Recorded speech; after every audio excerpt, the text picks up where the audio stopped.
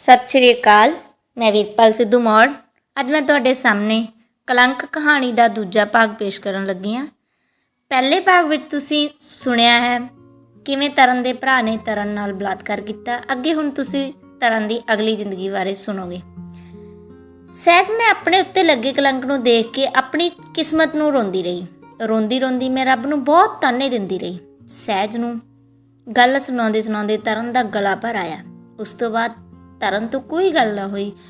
ਕੁਝ ਚਿਰ ਦੋਵਾਂ ਵਿਚਕਾਰ ਚੁੱਪੀ ਛਾਈ ਰਹੀ। ਸਹਿਜ ਨੇ ਤਰਨ ਨੂੰ ਪਾਣੀ ਦਾ ਗਲਾਸ ਲਿਆ ਕੇ ਦਿੱਤਾ ਤੇ ਤਰਨ ਨੂੰ ਚੁੱਪ ਕਰਵਾਇਆ।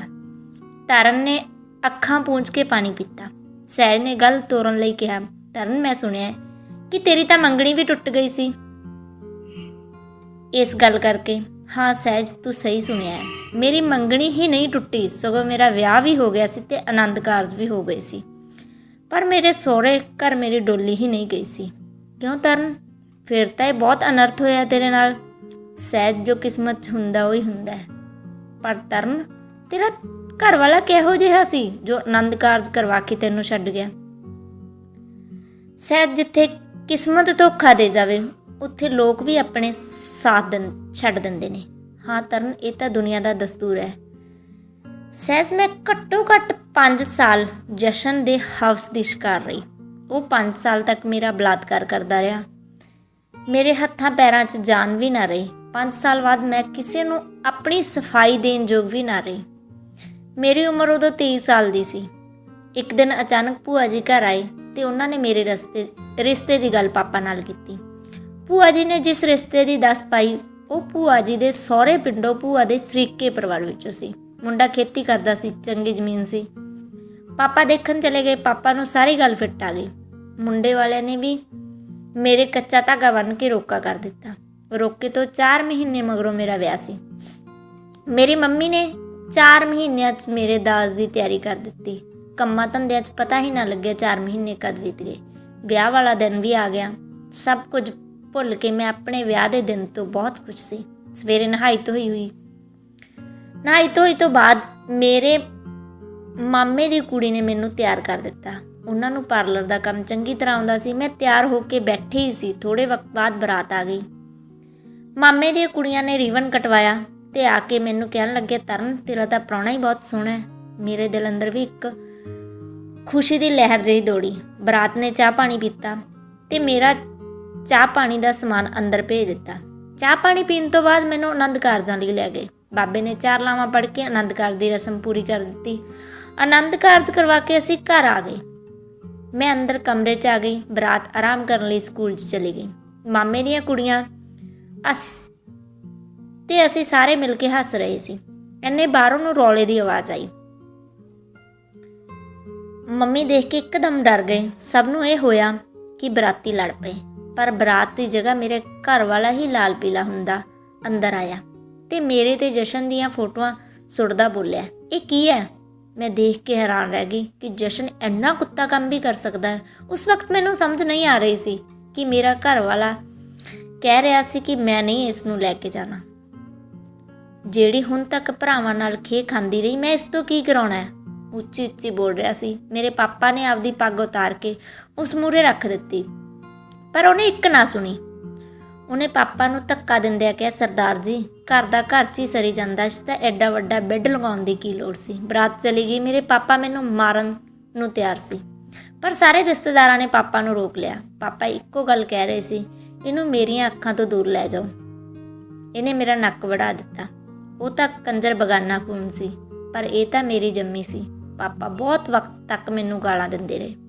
ਉਸ ਰਾਤ ਸਾਡੇ ਘਰ ਰੋਟੀ ਵੀ ਨਾ ਪੱਕੀ। ਸਾਰੇ ਪਿੰਡ 'ਚ ਚਾਰੇ ਪਾਸੇ ਹਾਹਾਕਾਰ ਮਚ ਗਈ। ਸਵੇਰ ਹੁੰਦਿਆਂ ਹੀ ਮੇਰੇ ਨਾਨੀ ਜੀ ਮੈਨੂੰ ਨਾਨਕੇ ਲੈ ਗਏ।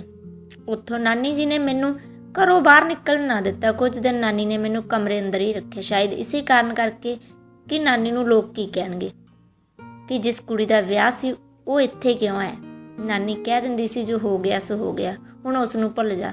ਪਰ ਇਹ ਸਭ ਭੁੱਲਣਾ ਆਸਾਨ ਨਹੀਂ ਸੀ ਮੇਰੇ ਲਈ। ਮਹੀਨਾ ਬੀਤ ਗਿਆ। ਪਿੰਡ ਤੋਂ ਕਿਸੇ ਨੇ ਗੇੜਾ ਤੱਕ ਨਹੀਂ ਮਾਰਿਆ, ਜਿਵੇਂ ਮੈਂ ਪਿੰਡ ਵਾਲਿਆਂ ਦੀ ਕੁਝ ਲੱਗਦੀ ਹੀ ਨਾ ਹੋਵਾਂ। ਨਾਨੀ ਮੇਰੇ ਮਾਮੇ ਦੀ ਕੁੜੀ ਨਾਲ ਵੀ ਮੈਨੂੰ ਬੋਲਣ ਨਹੀਂ ਦਿੰਦੀ ਸੀ। ਨਾਨੀ ਦਾ ਗੁੱਸਾ ਵੀ ਜਾਇਜ਼ ਸੀ। ਰੋਜ਼ ਰਾਤ ਨੂੰ ਰੋ ਕੇ ਸੌਣਾ ਮੇਰੀ ਆਮ ਆਦਤ ਹੋ ਗਈ ਸੀ। ਨਾਨੀ ਨੇ ਦਰੀਆਂ ਲਗਾ ਲਈਆਂ ਦਰੀਆਂ ਬੁਣਦੇ ਵਕਤ ਮੇਰਾ ਵਕਤ ਸੌਖਾ ਨਿਕਲਣ ਲੱਗ ਗਿਆ।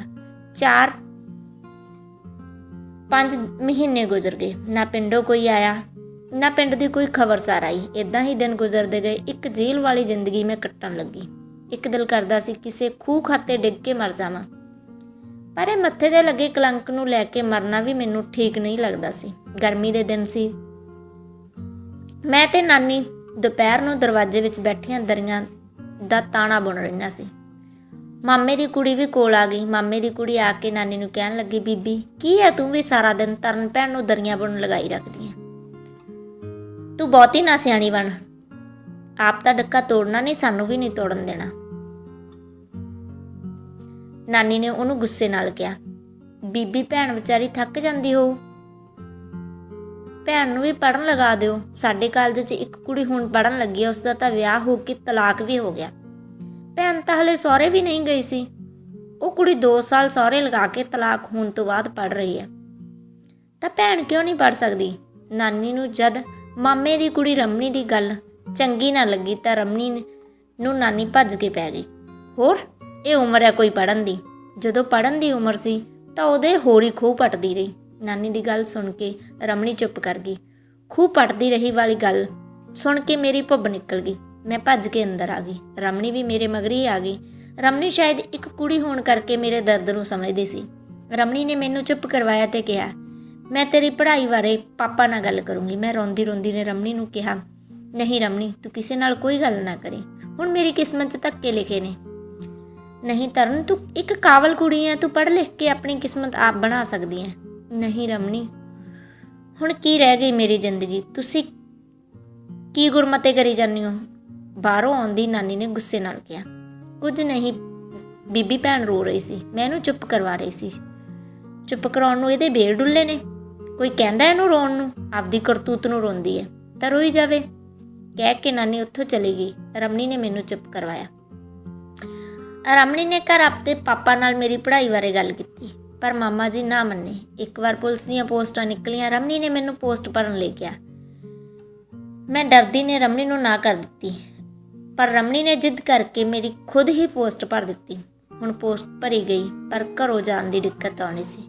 ਪੇਪਰ ਦੀ ਤਰੀਕ ਆ ਗਈ। ਰਮਣੀ ਮੈਨੂੰ ਕਹਿਣ ਲੱਗੀ, ਕੀ ਕਰੀਏ। ਰਮਣੀ ਨੇ ਵੀ ਆਪਣੀ ਪੋਸਟ ਮੇਰੇ ਨਾਲ ਹੀ ਭਰ ਦਿੱਤੀ। ਰਮਣੀ ਨੇ ਘਰ ਪੇਪਰ ਬਾਰੇ ਗੱਲ ਕੀਤੀ। ਮਾਮਾ ਜੀ ਨੂੰ ਨਾਲ ਲੈ ਕੇ ਜਾਣ ਲਈ ਕਹਿਣ ਲੱਗੀ, ਪਰ ਮਾਮਾ ਜੀ ਕੋਲ ਵਕਤ ਨਾ ਹੋਣ ਕਰਕੇ ਮਾਮਾ ਜੀ ਨੇ ਮਨਾ ਕਰ ਦਿੱਤਾ। ਪੇਪਰ ਦੂਜੇ ਸ਼ਹਿਰ ਹੋਣ ਕਰਕੇ ਰਮਣੀ ਨੂੰ ਇਕੱਲੀ ਵੀ ਮਾਮਾ ਜੀ ਨਹੀਂ ਭੇਜ ਸਕਦੇ ਸੀ। ਮਾਮਾ ਜੀ ਨੇ ਨਾਨੀ ਜੀ ਨੂੰ ਰਮਣੀ ਨਾਲ ਜਾਣ ਲਈ ਕਿਹਾ। ਨਾਨੀ ਜੀ ਮੈਨੂੰ ਇਕੱਲੀ ਘਰ ਛੱਡ ਕੇ ਨਹੀਂ ਜਾਣਾ ਚਾਹੁੰਦੇ ਸੀ। ਨਾਨੀ ਜੀ ਨੇ ਮਾਮਾ ਜੀ ਨੂੰ ਮੈਨੂੰ ਨਾਲ ਲੈ ਕੇ ਜਾਣ ਲਈ ਕਿਹਾ। ਮੈਂ, ਨਾਨੀ ਜੀ ਤੇ ਰਮਣੀ ਅਸੀਂ ਤਿੰਨੇ ਸ਼ਹਿਰ ਪੇਪਰ ਦੇਣ ਜਾਣ ਲਈ ਤਿਆਰ ਹੋ ਗਏ। ਲਿਖਤੀ ਪੇਪਰ ਜਲੰਧਰ ਸੀ। ਦੂਰ ਹੋਣ ਕਰਕੇ ਰਾਤ ਵੀ ਸਾਨੂੰ ਉੱਥੇ ਹੀ ਰਹਿਣਾ ਪਿਆ। ਰਾਤ ਰਹਿਣ ਲਈ ਸਾਡੀ ਖਾਸ ਰਿਸ਼ਤੇਦਾਰੀ ਤਾਂ ਨਹੀਂ ਸੀ, ਪਰ ਮੇਰੀ ਭੂਆ ਦੀ ਨਨਾਣ ਦੀ ਦਰਾਣੀ ਦੇ ਪੇਕੇ ਸੀ। ਅਸੀਂ ਉੱਥੇ ਰਾਤ ਰੁਕੇ। ਰਾਤ ਨੂੰ ਰਮਣੀ ਨੂੰ ਤੇ ਮੈਨੂੰ ਉਹਨਾਂ ਨੇ ਪੜ੍ਹਨ ਲਈ ਅਲੱਗ ਕਮਰਾ ਦਿੱਤਾ। ਮੈਂ ਤੇ ਰਮਣੀ ਅੱਧੀ ਰਾਤ ਤੱਕ ਪੜ੍ਹਦੀਆਂ ਰਹੀਆਂ। 2 ਵਜੇ ਦੇ ਕਰੀਬ ਅਸੀਂ ਸੌਂ ਗਈਆਂ। ਨਾਨੀ ਨੇ ਸਾਨੂੰ ਸਵੇਰੇ ਹੀ ਜਗਾ ਦਿੱਤਾ। ਨਾਨੀ ਨੇ ਮੈਨੂੰ ਰਮਣੀ ਨਾਲ ਜਾਣ ਲਈ ਕਹਿ ਦਿੱਤਾ, ਜਿਵੇਂ ਹਰ ਗੱਲ ਦਾ ਸਬੱਬ ਰੱਬ ਹੀ ਬਣਾ ਰਿਹਾ ਹੋਵੇ। ਮੈਂ ਤੇ ਰਮਣੀ ਨੇ ਰੱਬ ਦਾ ਲੱਖ ਲੱਖ ਸ਼ੁਕਰ ਕੀਤਾ। ਸਵੇਰੇ ਤਿਆਰ ਹੋ ਕੇ ਅਸੀਂ ਪੇਪਰ ਦੇਣ ਚਲੀਆਂ ਗਈਆਂ।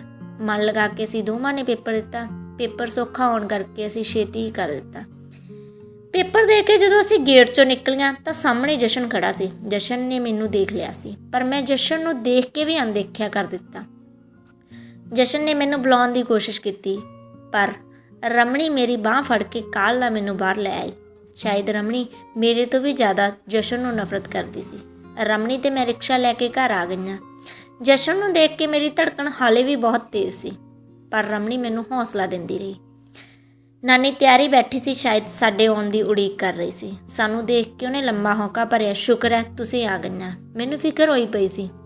ਚੰਗਾ ਭੈਣੇ, ਹੁਣ ਅਸੀਂ ਚੱਲਦੇ ਹਾਂ। ਸਭ ਨੂੰ ਮਿਲ ਕੇ ਅਸੀਂ ਉੱਥੋਂ ਚੱਲ ਪਏ। ਤਕਰੀਬਨ 3 ਘੰਟਿਆਂ ਬਾਅਦ ਅਸੀਂ ਘਰ ਪਹੁੰਚ ਗਏ। ਮੇਰਾ ਧਿਆਨ ਵਾਰ-ਵਾਰ ਜਸ਼ਨ ਵੱਲ ਜਾ ਰਿਹਾ ਸੀ। ਜਸ਼ਨ ਉੱਥੇ ਕੀ ਲੈਣ ਆਇਆ ਸੀ? ਉਹ ਵੀ ਕਿਤੇ ਪੇਪਰ ਦੇਣ ਤਾਂ ਨਹੀਂ ਆਇਆ ਸੀ। ਫਿਰ ਇੱਕਦਮ ਮੇਰਾ ਦਿਲ ਕਹਿ ਰਿਹਾ ਸੀ, ਤੂੰ ਕੀ ਲੈਣਾ ਜਸ਼ਨ ਤੋਂ? ਤੂੰ ਉਸ ਜਸ਼ਨ ਬਾਰੇ ਸੋਚ ਰਹੀ ਹੈ ਜਿਸ ਨੇ ਤੇਰੀ ਜ਼ਿੰਦਗੀ ਤਬਾਹ ਕਰ ਦਿੱਤੀ। ਉਹ ਤੇਰਾ ਕੀ ਲੱਗਦਾ ਹੁਣ? ਸੋਚ ਕੇ ਮੈਂ ਇਹ ਸੋਚਣੋਂ ਹਟ ਜਾਂਦੀ ਸੀ। ਦੂਜੇ ਪਲ ਮੇਰਾ ਧਿਆਨ ਫਿਰ ਜਸ਼ਨ ਵੱਲ ਚਲਾ ਜਾਂਦਾ ਸੀ। ਇਹੀ ਤਾਣਾ ਬਾਣਾ ਮੇਰੇ ਅੰਦਰ 2 ਦਿਨ ਤੱਕ ਚੱਲਿਆ। 2 ਦਿਨ ਬਾਅਦ ਮੈਂ ਭੁੱਲ ਭੁਲਾ ਗਈ। ਸਾਡੇ ਪੇਪਰ ਦਾ ਨਤੀਜਾ ਆ ਗਿਆ। ਰਮਣੀ ਨੇ ਨਤੀਜਾ ਦੇਖਿਆ ਤਾਂ ਰਮਣੀ 2 ਨੰਬਰਾਂ 'ਤੇ ਰਹਿ ਗਈ ਅਤੇ ਮੈਂ ਪਾਸ ਹੋ ਗਈ। ਹੁਣ ਫਿਰ ਇੱਕ ਨਵੀਂ ਮੁਸੀਬਤ ਖੜੀ ਹੋ ਗਈ ਸੀ। ਹੁਣ ਕੀ ਕਰੀਏ? ਰਮਣੀ ਨੇ ਸੋਚ ਕੇ ਕਿਹਾ, ਮੈਂ ਹਾਲੇ ਘਰ ਨਹੀਂ ਦੱਸਦੀ ਕਿ ਮੈਂ ਪੇਪਰ 'ਚੋਂ ਫੇਲ ਹੋ ਗਈ। ਬਸ ਫਿਰ ਕੀ, ਰਮਣੀ ਨੇ ਉਵੇਂ ਹੀ ਕਹਿ ਦਿੱਤਾ ਜਿਵੇਂ ਸੋਚਿਆ ਸੀ। ਹੁਣ ਫਿਰ ਨਾਨੀ ਸਾਡੇ ਨਾਲ ਗਈ। ਅਸੀਂ ਜਲੰਧਰ ਦੀ ਰਿਸ਼ਤੇਦਾਰੀ 'ਚ ਰਾਤ ਕੱਟੀ। ਮੈਂ ਤੇ ਰਮਣੀ ਸਵੇਰ ਨੂੰ ਤਿਆਰ ਹੋ ਕੇ ਚਲੀਆਂ ਗਈਆਂ। ਉੱਥੇ ਸਾਡੀ ਪਹਿਲਾਂ 1600 ਕਿਲੋਮੀਟਰ ਦੀ ਰੇਸ ਹੋਈ। ਮੈਂ ਰੇਸ ਵਿੱਚੋਂ ਵੀ ਨਿਕਲ ਗਈ। ਫਿਰ ਲੰਬੀ ਛਾਲ ਦੀ ਵਾਰੀ ਆਈ। ਲੰਬੀ ਛਾਲ ਵੇਲੇ ਮੇਰੇ ਕੋਲੋਂ ਲੰਬੀ ਛਾਲ ਨਹੀਂ ਲਗਾਈ ਗਈ। ਉਹਨਾਂ ਨੇ ਮੈਨੂੰ 3 ਮੌਕੇ ਦਿੱਤੇ। ਮੈਂ ਤਿੰਨਾਂ 'ਚੋਂ ਫੇਲ ਹੋ ਗਈ। ਉੱਚੀ ਛਾਲ 'ਚੋਂ ਵੀ ਮੈਂ ਲੰਘ ਨਾ ਸਕੀ। ਬਾਕੀ ਸਭ ਕੁਝ ਮੇਰਾ ਪਾਸ ਹੋ ਗਿਆ। ਬਸ ਲੰਬੀ ਛਾਲ ਤੇ ਉੱਚੀ ਛਾਲ ਕਾਰਨ ਮੈਨੂੰ ਉਹਨਾਂ ਨੇ ਫੇਲ ਕਰ ਦਿੱਤਾ। ਮੇਰਾ ਮਨ ਬਹੁਤ ਦੁਖੀ ਹੈ। ਰਮਣੀ ਤੋਂ ਮੇਰਾ ਇਹ ਦੁੱਖ ਦੇਖਿਆ ਨਾ ਗਿਆ। ਰਮਣੀ ਫਿਰ ਆਫਿਸਰ ਕੋਲ ਗਈ। ਅਫਸਰ ਨਾਲ ਸਾਰੀ ਗੱਲਬਾਤ ਕੀਤੀ। ਰਮਣੀ ਨੇ ਮੇਰੀ ਸਾਰੀ ਹਾਲਤ ਅਫਸਰ ਨੂੰ ਦੱਸੀ। ਅਫਸਰ ਨੇ ਤਰਸ ਦੀ ਨਜ਼ਰ ਨਾਲ ਮੇਰੇ ਵੱਲ ਦੇਖਿਆ ਤੇ ਮੈਨੂੰ ਕੋਲ ਬੁਲਾ ਕੇ ਕਿਹਾ, ਕੋਈ ਗੱਲ ਨਹੀਂ, ਮੈਂ ਲੰਬੀ ਛਾਲ ਤੇ ਉੱਚੀ ਛਾਲ ਦਾ ਰਿਸਕ ਆਪਣੇ ਉੱਤੇ ਲੈਣਾ ਤੇ ਤੈਨੂੰ ਪਾਸ ਕਰ ਦਿੰਦਾ। ਉਹ ਅਫਸਰ ਉਸ ਵਕਤ ਮੈਨੂੰ ਰੱਬ ਵਰਗਾ ਲੱਗਿਆ। ਉਸ ਅਫਸਰ ਨੇ ਮੈਨੂੰ ਹੌਸਲਾ ਹੀ ਨਹੀਂ ਦਿੱਤਾ, ਸਗੋਂ ਇੱਕ ਜਿਉਣ ਦੀ ਆਸ ਵੀ ਦਿੱਤੀ। ਉਸ ਅਫਸਰ ਨੇ ਰਮਣੀ ਕੋਲੋਂ ਫ਼ੋਨ ਨੰਬਰ ਮੰਗਦਿਆਂ ਕਿਹਾ, ਆਪਣਾ ਫ਼ੋਨ ਨੰਬਰ ਦੇ ਦਿਓ, ਮੈਂ ਤੁਹਾਨੂੰ ਫ਼ੋਨ ਕਰਕੇ ਪੁੱਛ ਲਵਾਂਗੀ। ਰਮਣੀ ਨੇ ਉਹਨਾਂ ਦਾ ਨੰਬਰ ਲਿਆ ਤੇ ਗਵਾਂਢੀਆਂ ਦਾ ਨੰਬਰ ਉਸ ਆਫਿਸਰ ਨੂੰ ਦੇ ਦਿੱਤਾ। ਅਸੀਂ ਘਰ ਆ ਗਈਆਂ। ਘਰ ਆ ਕੇ ਵੀ ਰਮਣੀ ਨੇ ਕਿਸੇ ਨੂੰ ਕੁਝ ਨਾ ਦੱਸਿਆ। ਰਮਣੀ ਨੇ ਇਹੀ ਕਿਹਾ, ਫੋਨ ਆਊਗਾ ਫਿਰ ਪਤਾ ਲੱਗੇਗਾ ਨੌਕਰੀ ਮਿਲਦੀ ਹੈ ਜਾਂ ਨਹੀਂ। ਸਭ ਨੂੰ ਇਹੀ ਸੀ ਕਿ ਰਮਣੀ ਨੂੰ ਨੌਕਰੀ ਮਿਲਣ ਵਾਲੀ ਹੈ, ਪਰ ਵਿਚਲੀ ਗੱਲ ਕਿਸੇ ਨੂੰ ਨਹੀਂ ਪਤਾ ਸੀ। ਅਚਾਨਕ ਇੱਕ ਦਿਨ ਗੁਆਂਢੀਆਂ ਦੇ ਘਰ ਫੋਨ ਆ ਗਿਆ। ਰਮਣੀ ਫੋਨ ਸੁਣਨ ਗਈ। ਆਉਂਦੀ ਹੀ ਰਮਣੀ ਨੇ ਮੇਰੇ ਕੰਨ 'ਚ ਸਾਰੀ ਗੱਲ ਦੱਸ ਦਿੱਤੀ। ਹੁਣ ਅਸੀਂ ਨੌਕਰੀ ਦੇ ਪੇਪਰ ਲੈਣ ਜਾਣਾ ਸੀ। ਦੂਜੇ ਦਿਨ ਮੈਂ, ਨਾਨੀ, ਰਮਣੀ ਤਿੰਨੋਂ ਫਿਰ ਜਲੰਧਰ ਗਏ। ਅਸੀਂ ਉਵੇਂ ਹੀ ਫਿਰ ਰਿਸ਼ਤੇਦਾਰਾਂ ਦੇ ਘਰ ਰਾਤ ਕੱਟੀ। ਸਵੇਰ ਨੂੰ ਮੈਂ ਤੇ ਰਮਣੀ ਤਿਆਰ ਹੋ ਕੇ ਆਫਿਸਰ ਨੇ ਸਾਨੂੰ ਪੇਪਰ ਫੜਾਉਂਦਿਆਂ ਵਧਾਈ ਦਿੱਤੀ ਤੇ ਕਿਹਾ ਮੈਡੀਕਲ ਰਹਿ ਗਿਆ, ਉਹ ਵੀ ਮੈਂ ਆਪੇ ਟਪਾ ਦੇਵਾਂਗਾ। ਆਫਿਸਰ ਨੇ ਮੈਨੂੰ ਹੌਸਲਾ ਦਿੰਦਿਆਂ ਕਿਹਾ, ਕੋਈ ਗੱਲ ਨਹੀਂ ਪੁੱਤ, ਤੂੰ ਮੇਰੀ ਧੀ ਹੈ। ਜੇ ਤੈਨੂੰ ਰਹਿਣ ਦੀ ਦਿੱਕਤ ਹੈ ਤਾਂ ਮੈਂ ਆਪੇ ਪ੍ਰਬੰਧ ਕਰ ਦੇਵਾਂਗਾ। ਮੇਰੀ ਖੁਸ਼ੀ ਦਾ ਉਦੋਂ ਕੋਈ ਟਿਕਾਣਾ ਨਹੀਂ ਸੀ। ਮੈਂ ਬਹੁਤ ਖੁਸ਼ ਸੀ। ਰੱਬ ਨੇ ਵੀ ਮੇਰੀ ਬਾਂਹ ਫੜ ਲਈ ਸੀ। ਬਸ ਰਮਣੀ ਤੇ ਆਫਿਸਰ ਮੇਰੀ ਜ਼ਿੰਦਗੀ 'ਚ ਰੱਬ ਬਣ ਕੇ ਆਏ। ਮੈਨੂੰ ਨੌਕਰੀ ਮਿਲ ਗਈ। ਰਮਣੀ ਮੈਨੂੰ ਨੌਕਰੀ 'ਤੇ ਛੱਡ ਕੇ ਆਪ ਘਰ ਚਲੀ ਗਈ। ਸ਼ਾਇਦ ਰਮਣੀ ਨਾਲ ਉਸ ਤੋਂ ਬਾਅਦ ਉਸਦੇ ਘਰਦਿਆਂ ਨੇ ਕੀ ਕੀਤਾ ਇਹ ਤਾਂ ਰੱਬ ਹੀ ਜਾਣਦਾ ਜਾਂ ਰਮਣੀ ਜਾਣਦੀ ਹੈ। ਉਸ ਤੋਂ ਬਾਅਦ ਮੈਂ ਰਮਣੀ ਨੂੰ ਇੱਕ ਦਿਨ ਟੈਲੀਫੋਨ ਕੀਤਾ ਤਾਂ ਰਮਣੀ ਤੋਂ ਮੇਰੇ ਨਾਲ ਗੱਲ ਨਾ ਹੋਈ, ਬਸ ਰੋ ਪਈ। ਮੈਂ ਉਹਨੂੰ ਚੁੱਪ ਕਰਵਾਇਆ ਤੇ ਫਿਰ ਪੁੱਛਿਆ, ਕੀ ਹੋਇਆ ਰਮਣੀ? ਰਮਣੀ ਨੇ ਰੋਂਦਿਆਂ ਹੀ ਦੱਸਿਆ, ਭੈਣ ਮੇਰਾ 8 ਦਿਨਾਂ ਨੂੰ ਵਿਆਹ ਹੈ। ਮੈਂ ਹਾਲੇ ਵਿਆਹ ਨਹੀਂ ਕਰਵਾਉਣਾ ਚਾਹੁੰਦੀ। ਮੈਂ ਰਮਣੀ ਨੂੰ ਕਿਹਾ ਮੈਂ ਤੇਰੀ ਮਦਦ ਕਰਾਂ, ਪਰ ਰਮਣੀ ਨੇ ਕਸਮ ਪਾ ਕੇ ਮੈਨੂੰ ਰੋਕ ਦਿੱਤਾ। ਸ਼ਾਇਦ 8 ਦਿਨ ਬਾਅਦ ਰਮਣੀ ਦਾ ਵਿਆਹ ਹੋ ਗਿਆ ਸੀ। ਅੱਛਾ ਤਰਨ, ਤੂੰ ਵਿਆਹ ਕਿਉਂ ਨਹੀਂ ਕਰਵਾਇਆ ਹਾਲੇ ਤੱਕ? ਸਹਿਜ ਨੇ ਵਿੱਚੋਂ ਹੀ ਟੋਕਦਿਆਂ ਕਿਹਾ, ਸਹਿਜ ਮੈਂ ਵਿਆਹ ਦੇ ਕਾਬਲ ਨਹੀਂ ਸੀ। ਮੇਰੇ ਨਾਲ ਵਿਆਹ ਕਰਵਾਉਂਦਾ ਵੀ ਕੌਣ? ਮਾਂ ਪਿਓ ਮੇਰੇ ਨਾਲ ਨਹੀਂ ਸੀ, ਕੋਈ ਅੱਗੇ ਨਹੀਂ ਸੀ, ਕੋਈ ਪਿੱਛੇ ਨਹੀਂ ਸੀ ਸਾਥ ਦੇਣ ਵਾਲਾ। ਕੌਣ ਕਰਵਾਉਂਦਾ ਮੇਰੇ ਨਾਲ ਵਿਆਹ? ਬਾਕੀ ਫਿਰ ਇੱਕ ਕੁੜੀ ਜਿਸ ਦੇ ਸਿਰ ਬਲਾਤਕਾਰ ਦਾ ਕਲੰਕ ਹੋਵੇ। ਦੂਜਾ ਉਸਦੇ ਆਨੰਦ ਕਾਰਜ ਹੋਣ ਤੋਂ ਬਾਅਦ ਸਹੁਰੇ ਘਰ ਉਸਨੂੰ ਨਕਾਰ ਕੇ ਛੱਡ ਜਾਣ। ਉਸ ਨਾਲ ਵਿਆਹ ਕੌਣ ਕਰਵਾਊਗਾ? ਨਹੀਂ ਤਰਨ, ਜੋ ਤੈਨੂੰ ਸਮਝਦਾ ਉਹ ਆਪੇ ਰਾਜ਼ੀ ਹੋ ਜਾਂਦਾ। ਨਹੀਂ ਸਹਿਜ, ਮਰਦ ਜਾਤ ਸਾਰੀ ਇੱਕੋ ਜਿਹੀ ਹੁੰਦੀ ਹੈ। ਇਹ ਦੂਜੇ ਦੀ ਜਨਾਨੀ ਨੂੰ ਤਰਸ ਦੇ ਆਧਾਰ 'ਤੇ ਵਰਤਦੇ ਨੇ ਤੇ ਆਪਣੀਆਂ ਨੂੰ ਨਕਾਰਦੇ ਨੇ। ਨਹੀਂ ਤਰਨ, 5 ਉਂਗਲਾਂ ਇੱਕੋ ਸਾਰ ਥੋੜ੍ਹਾ ਹੁੰਦੀਆਂ ਨੇ। ਸਹਿਜ, ਤਰਨ ਨੇ ਲੰਬਾ ਹੌਂਕਾ ਭਰਦਿਆਂ ਕਿਹਾ, ਜਦ ਉਂਗਲਾਂ ਦੂਜੇ ਹੱਥ ਨਾਲ ਮਿਲਦੀਆਂ ਨੇ ਤਾਂ ਇੱਕੋ ਸਾਰੀ ਹੋ ਜਾਂਦੀਆਂ ਨੇ। ਤਰਨ ਦੀ ਗੱਲ ਸੁਣ ਕੇ ਸਹਿਜ ਕੁਝ ਪਲ ਲਈ ਚੁੱਪ ਰਿਹਾ। ਤਰਨ ਦੇ ਮੂੰਹ ਵੱਲ ਦੇਖਦਾ ਰਿਹਾ। ਤਰਨ, ਤੂੰ ਬਹੁਤ ਡੂੰਘੀਆਂ ਗੱਲਾਂ ਕਰ ਲੈਂਦੀ ਹੈ। ਸਹਿਜ, ਜਿੰਨੀਆਂ ਡੂੰਘੀਆਂ ਸੱਟਾਂ ਲੱਗਦੀਆਂ ਨੇ ਉਨੇ ਜ਼ਖਮਾਂ ਦੇ ਨਿਸ਼ਾਨ ਵੀ ਡੂੰਘੇ ਹੁੰਦੇ ਨੇ। ਸਹਿਜ, ਮੈਨੂੰ ਗੱਲਾਂ ਨਹੀਂ ਕਰਨੀਆਂ ਹੁੰਦੀਆਂ। ਹਾਲਾਤਾਂ ਨੇ ਮੈਨੂੰ ਗੱਲਾਂ ਕਰਨੀਆਂ ਸਿਖਾ ਦਿੱਤੀਆਂ। ਹਾਂ ਤਰਨ, ਸ਼ਾਇਦ ਬੰਦੇ ਦੇ ਹਾਲਾਤ ਬੰਦੇ ਨੂੰ ਬਹੁਤ ਕੁਝ ਸਿਖਾ ਦਿੰਦੇ ਨੇ। ਤਰਨ, ਜੇ ਤੇਰਾ ਵਿਆਹ ਹੁੰਦਾ ਫਿਰ ਵੀ ਤੂੰ ਮਰਦਾਂ ਤੋਂ ਇੰਨੀ ਨਫ਼ਰਤ ਕਰਨੀ ਸੀ। ਸਹਿਜ, ਇਸੇ ਲਈ ਤਾਂ ਮੈਂ ਵਿਆਹ ਕਰਵਾਉਣ ਬਾਰੇ ਕਦੇ ਸੋਚਿਆ ਨਹੀਂ। ਜੇ ਮੇਰਾ ਵਿਆਹ ਹੋਊਗਾ ਤਾਂ ਉਹ ਵੀ ਇੱਕ ਮਰਦ ਹੀ ਹੋਊਗਾ। ਉਸ ਤੋਂ ਬਾਅਦ ਜੇ ਰੱਬ ਨੇ ਪੁੱਤ ਦੇ ਦਿੱਤਾ, ਉਹ ਵੀ ਵੱਡਾ ਹੋ ਕੇ ਮਰਦ ਹੀ ਬਣੇਗਾ। ਫਿਰ ਹੋ ਸਕਦਾ ਉਹ ਵੀ ਵੱਡਾ ਹੋ ਕੇ ਕਿਸੇ ਕੁੜੀ ਦੀ ਜ਼ਿੰਦਗੀ ਖਰਾਬ ਕਰੇ, ਕਿਸੇ ਦੇ ਸਿਰ 'ਤੇ ਕਲੰਕ ਦਾ ਦਾਗ ਲਗਾਵੇ। ਬਸ ਇਹੀ ਸੋਚ ਕੇ ਸਹਿਜ ਮੈਂ ਵਿਆਹ ਕਰਵਾਉਣ ਬਾਰੇ ਕਦੇ ਵੀ ਸੋਚਿਆ ਨਹੀਂ। ਫਿਰ ਤਰਨ, ਹੁਣ ਤੇਰੀ ਸਾਰੀ ਜ਼ਿੰਦਗੀ ਕਿਸ ਸਹਾਰੇ ਕੱਟੇਗੀ ਸਹਿਜ? ਜੇ ਮੈਂ ਸਹਾਰਿਆਂ 'ਤੇ ਰਹਿਣਾ ਹੁੰਦਾ ਤਾਂ ਅੱਜ ਤੱਕ ਵਿਆਹ ਕਰਵਾ ਲੈਂਦੀ। ਸਹਿਜ, ਮੈਂ ਆਪਣੀ ਜ਼ਿੰਦਗੀ ਆਪਣੇ ਦਮ 'ਤੇ ਜਿਉਣਾ ਚਾਹੁੰਦੀ ਹਾਂ। ਪਰ ਤਰਨ, ਤੇਰੇ ਕੋਲ ਤਾਂ ਕੋਈ ਬੱਚਾ ਵੀ ਨਹੀਂ ਹੈ। ਮੇਰੇ ਕੋਲ ਮੇਰੀ ਬੇਟੀ ਹੈ। ਬੇਟੀ? ਸਹਿਜ ਨੇ ਹੈਰਾਨ ਹੁੰਦਿਆਂ ਪੁੱਛਿਆ। ਹਾਂ ਸਹਿਜ, ਮੇਰੀ ਬੇਟੀ। ਪਰ ਤਰਨ, ਤੇਰਾ ਤਾਂ ਵਿਆਹ ਹੀ ਨਹੀਂ ਹੋਇਆ, ਬੇਟੀ ਕਿੱਥੋਂ ਆ ਗਈ? ਇਹ ਜ਼ਰੂਰੀ ਥੋੜ੍ਹੀ ਹੁੰਦਾ ਸਹਿਜ, ਜਿਸ ਨੂੰ ਅਸੀਂ ਜਨਮ ਦਿੱਤਾ ਹੋਵੇ ਉਹੀ ਸਾਡੇ ਧੀ ਪੁੱਤ ਹੋਣ। ਸਹਿਜ, ਅਸੀਂ ਗੋਦ ਵੀ ਤਾਂ ਲੈ ਸਕਦੇ ਹਾਂ। ਤਰਨ, ਅੱਛਾ ਤੂੰ ਗੋਦ ਲਈ ਹੈ ਬੇਟੀ, ਪਰ ਤੂੰ ਗੋਦ ਲਈ ਕਿਸ ਤੋਂ? ਸਹਿਜ, ਜਿੱਥੇ ਮੈਂ ਰਹਿ ਰਹੀ ਹਾਂ ਉੱਥੇ ਇੱਕ ਗਰੀਬ ਪਰਿਵਾਰ ਰਹਿੰਦਾ ਹੈ। ਉਹਨਾਂ ਨੇ ਪਹਿਲਾਂ 2 ਕੁੜੀਆਂ ਸੀ, ਤੀਜੀ ਇਹ ਹੋ ਗਈ।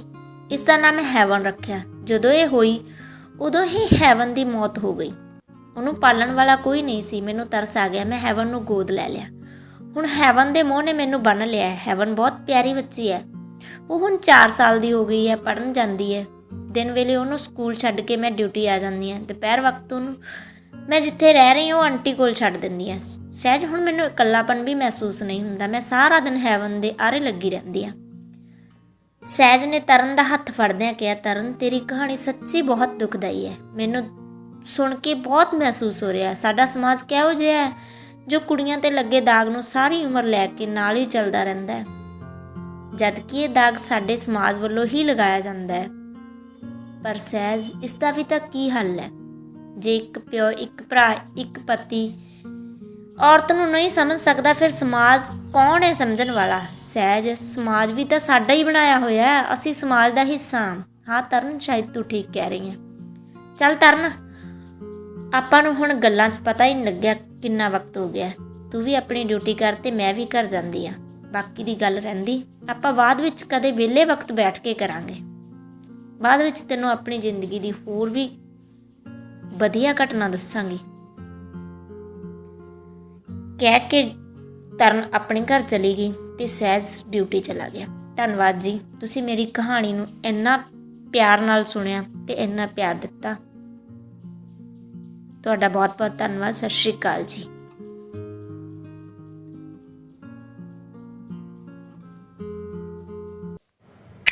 ਚੌਹਾਨ ਇੰਟਰਟੇਨਮੈਂਟ, ਤੁਹਾਡਾ ਆਪਣਾ, ਤੁਹਾਡੇ ਲਈ।